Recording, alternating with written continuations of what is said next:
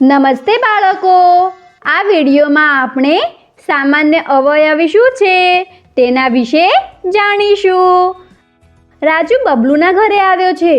જ્યારે તે બબલુના ઘરે પહોંચ્યો તો તેને જોયું કે બબલુ તેના ઘરના કેલેન્ડર પર આ રીતે અમુક તારીખો પર ગોળ કરી રહ્યો હતો. જ્યારે રાજુએ તેને પૂછ્યું કે તું શું કરી રહ્યો છે, ત્યારે બબલુએ તેને જણાવ્યું કે તેણે ગણિતના વર્ગમાં પ્રવેશ મેળવ્યો છે અને તેનો વર્ગ દર ચોથા દિવસે હશે. બાળકો, તમને અગાઉના ભાગમાં શીખેલ અવયવી યાદ છે ને?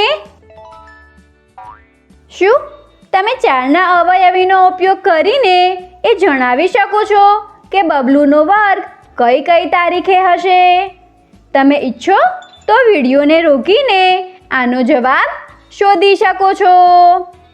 શાબાશ બાળકો, તમારો જવાબ બિલકુલ સાચો છે. આપણે ચારના ઘડિયાનો ઉપયોગ કરીને આનો જવાબ શોધી શકીએ છીએ. બબલુનો ગણિતનો વર્ગ 4, 8, 12, 16, 20, 24 અને 28 આ તારીખે હશે. હવે રાજુએ બબલુને કહ્યું, બબલુ, તારો વર્ગ તો આટલા બધા દિવસોએ છે અને તે તો વિજ્ઞાનના વર્ગમાં પણ પ્રવેશ મેળવ્યો છે, તો તારો વિજ્ઞાનનો વર્ગ કયા દિવસે હશે? બબલુએ રાજુને કહ્યું કે તેનો વિજ્ઞાનનો વર્ગ દર 5મા દિવસે હશે.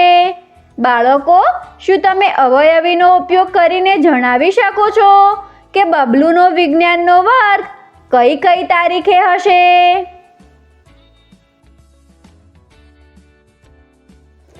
શાબાશ બાળકો, તમારો જવાબ બિલકુલ સાચો છે. આપણે આ રીતે 5ના ઘડિયા દ્વારા 5ના અવયવી શોધી શકીએ છીએ.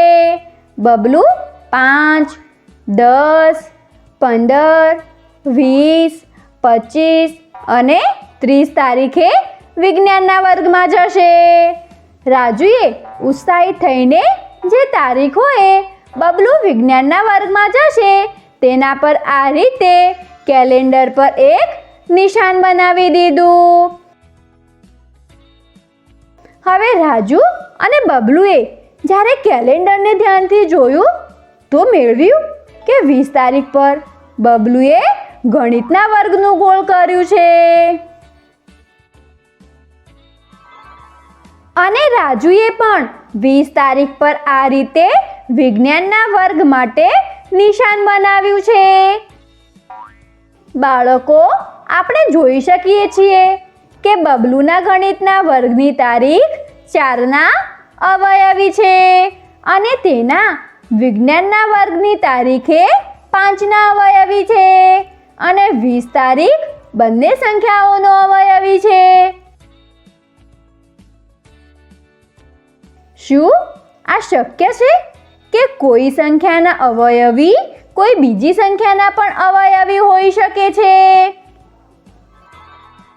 જી હા, આ બિલકુલ શક્ય છે કે કોઈ સંખ્યા એકથી વધારે સંખ્યાઓના અવયવી હોય.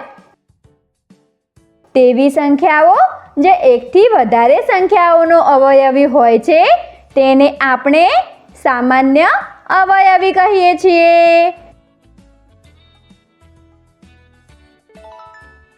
અહીંયા 20 તારીખ એ બબલુનો ગણિત અને વિજ્ઞાન બંનેનો વર્ગ હશે.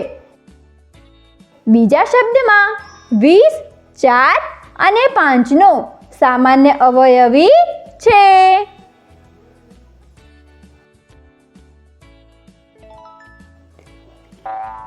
બાળકો, જો બબલુનો વિજ્ઞાનનો વર્ગ દર 5મા દિવસની જગ્યાએ દર 6થા દિવસે હોય તો તમે જણાવી શકો છો કે ગણિત અને વિજ્ઞાનનો વર્ગ એક સાથે કઈ તારીખે હશે?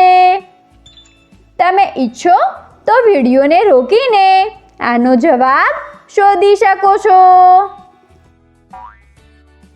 શાબાશ બાળકો, તમારો જવાબ બિલકુલ સાચો છે. આપણે 4 અને 6ના સામાન્ય અવયવી શોધીને આ રીતે આનો જવાબ શોધી શકીએ છીએ.